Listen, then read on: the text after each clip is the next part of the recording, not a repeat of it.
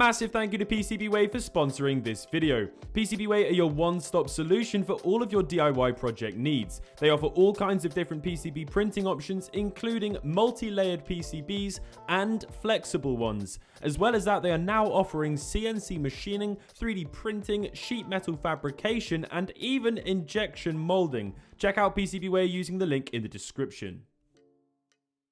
Hey everyone, how's it going? Elliot here, welcome to my channel. Today we're going to be taking a look at this absolute beauty. One of the things I love doing is showcasing rare products that you've probably never heard of before, and this will be no exception. This right here is the Nintendo 2DS Lavender Edition. Now, it wasn't actually a limited edition, it was actually made in the masses, but only in Japan. So unless you've done a little bit of research, there's a good chance you've never heard of this before. I have to say, I think the Nintendo 2DS is actually my favorite DS to play. When it was originally released, I remember watching my friend Ashen's video thinking, what an absolutely ugly thing that is. It's this big wedge, this big cheese block. And yeah, it's horrible, it's ugly. The whole point of the DS, in my opinion, was to fold, and it was just not a very cool thing. I loved the laptop-esque form factor of the DS. It was my little computer in my pocket. And then I awoke. My big dingus brain switched on again and realized this is the best it gets. And I'm gonna tell you why. But first, let's take a quick look at the box before ripping into it. Not literally, that would be mental. Yeah, an absolutely beautiful thing. The purple and the yellow, astonishing attention to detail from Nintendo there. The green, the yellow, the lavender, all of the pastel colors. It's just beautiful. It probably says somewhere that I think there's an AC included. I think this might have been one of the last ones that did that in the Nintendo line. Well done, Nintendo. Yeah, you can see on the back here it comes with an SD card, a styli, the charger, the unit itself, some AR cards, and some manuals. I cannot wait to check out the manuals. Okay, let's open it up. So these aren't actually that expensive, but they are quite hard to get a hold of. I got this from Sendico. This video is not sponsored, but I'll leave an affiliated link in the description below. There it is for the box, an absolutely lovely box. It will look great on my shelf for many years, along with all the other boxes I have. So here's the manuals that we speak of. Inside, we're going to have the AR cards, which have somehow sustained some sort of a bend. That is quite odd.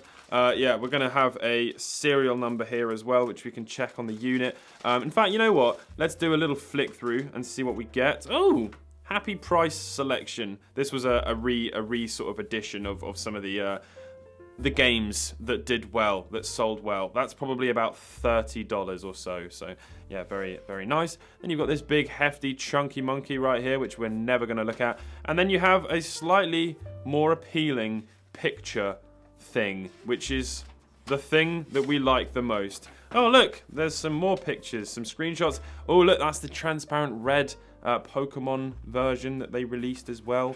Lovely. Although they actually released that in the other parts of the world as well, not just in Japan. So they weren't being so stingy on that one. Then we have the charger. Now you can see, I don't think this is really being used very much. I mean, there's a good chance that has actually been used. Let's analyze any scratches on the tip. No, doesn't look like there's many. What about on here? No, I don't think this has been used very much, but we can just look at the unit and get a good idea from that. So let's go further into this box. This incredibly streamlined box, by the way. Like, they really couldn't have made that any smaller. At all. I mean, they actually could. That is a lie. They could have chopped off this much of it. God, Nintendo is so wasteful. Right, let's have a look then. This thing seriously looks like it's never been played. Wow. Yeah, that screen. Look at the bottom screen. That's bloody gorgeous. Absolutely lovely. Holy moly. That is just astonishing. So yeah, you can see why. Oh, no you can't. It's out of focus. You can see why it is probably one of my favorite consoles to play full stop. I mean, it's going to play all of the Game Boy games. Oh yeah, all of the Game Boy games. In fact, it does play a bunch because of the Nintendo eShop until that closes down. I suppose you can hack them these days, actually. But yeah, so it's going to play your regular 3DS cartridges, and it's also going to play your regular DS cartridges. And the thing that I like about it the most is that this is the original aspect ratio and pixel resolution as the original Nintendo 3DS. So some of the later ones, you know, the 2DS XL and the 3DS XL, they have bigger screens, but all they're really doing is actually stretching. The pixels are just getting bigger, whereas this is the nice, as condensed as it can be, resolution, 1:1, all that stuff, all those terms, all those words. So yeah, the serial number matches, which is good. So yeah, the fact that it is the original resolution is just going to make everything look way nicer. And then it's in a form factor that's actually lovely. When you think about it, that's pretty uncomfortable. So it does make sense to have things here. Most of the time you're going to be using this joystick, which is perfectly located up here, right alongside of the screen. But then you can also stretch down just a tiny little bit and it isn't too uncomfortable. And then these big shoulder buttons, although they're a little bit clunky looking, they are just so logically placed. I have one critique though, and we're going to rectify it. Down at the end, it gets a little bit on the skinny side. So it's a little bit sharp. I almost feel like it's going to stab me. But don't worry, because Japan have thought of that. We looked at this in a recent video, and we're going to look at it again because it is just the absolute best accessory that ever existed. Let's shove these big boobs on the back here. There we go. Oh, good grief, look at that. It's absolutely transformed. I'm not even going to lie. That is actually infinitely more comfortable, although it should go there. That's ridiculous. The peak of gaming. It now has some bum cheeks, but it is the peak of gaming. Okay, let's get it off before it stains the absolutely pristine condition shell. Speaking of which, the back features this slightly darker lilac-y colour here, and then you've got the lavender there. That's also going to continue around the border. There is some things up here. Wow, I didn't know that there was like an infrared sensor up there. That's crazy. Is that infrared? What the hell was that used for? Someone let me know in the comment section down below. We've got the AC charger here. I mean, I'm sure you know the score. This isn't a new product, but it is new to us in terms of the color wave. I love it. It's just so beautiful. One of the things I love about the 2DS is this button here. Because it can't actually close, it's not that clamshell design, that's how you initiate the sleep mode, which is quite cool. Okay, so it's all in Japanese to begin with. Okay, so I've just done a little bit of digging, and you can't actually change the language of the Japanese 2DS or 3DS into English. You probably could if you, you know, if you do some sort of firmware hack on it. But does that mean we can't play English games as well? Because that would actually completely make this thing useless. Oh dear. Oh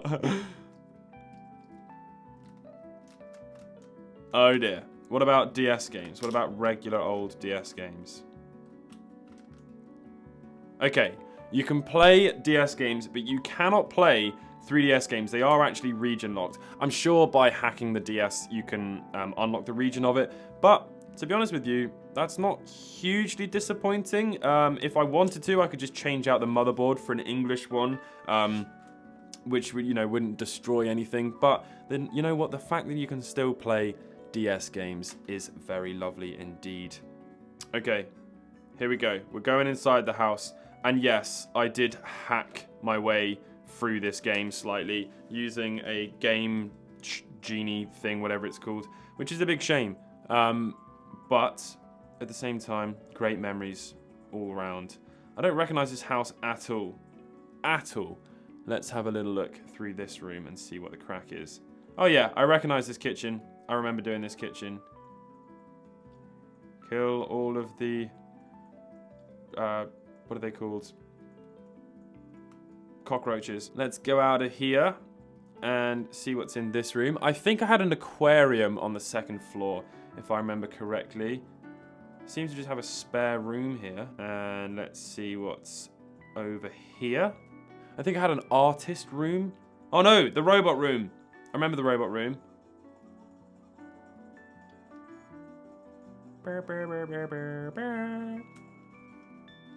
I love on the 2DS that it's like an actual physical slider. One thing that is a bit of a downside, mono speaker. Not so great. Oh yeah. Very nice. And then the next floor up is just where all the people sleep, right? Yeah. Well, there we have it. And obviously I'm sleeping in a bed with weights because I'm hench, bro. Yeah, well there we go. That is going to wrap up this video. I hope you've all enjoyed. If you did, smash the like button. I don't know why I said smash. I never say smash. I'll see you very soon in the next video, which will probably be on the main channel. Bye.